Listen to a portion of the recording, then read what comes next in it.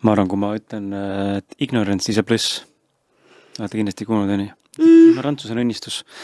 Ja ma kuulasin sind praegu, Kaire, ja tegelikult tahan, et Laura-Liis ka ütleks, mis tema sellest mõtleb, aga ja samuti sina, Kaire, aga korraks peatuks just selle poolel, et sa mainisid COVID ja ütleme siis tänane, ma ei tea, ala sõda või mis iganes olukorda, mis tekitavad siin ühiskondlikud inimestes kollektiivselt sellist stressi, eks ole.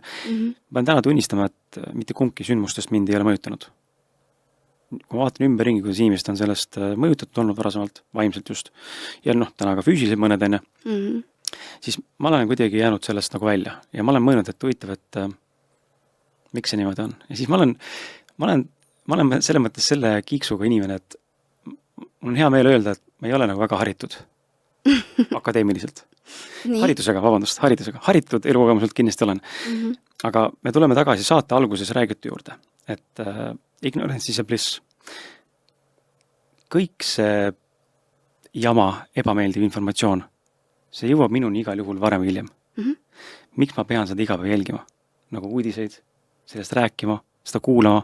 Ja ma olen ennast mõne mõttes välja lõiganud sellest nii-öelda tavaelu maailma käsitlusest juba, ma ei tea, mitukümmend aastat. Reaalselt meelest jääb üldse tean, kes Eesti president on.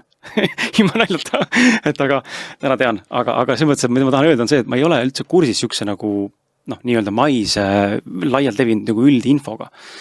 Ja ma olen nagu keskendunud alati mingitele kindlatele spetsiifikatele valdkondadele, mis mind õnnes huvi pakuvad. Ja ma näen, et võib-olla see on üks põhjustest olnud, miks ma ei ole nagu väga tugevalt mõjutatud või tundnud mingit hirmu või mingit jama või mingit nagu ebameeldivat tundeid või emotsioone.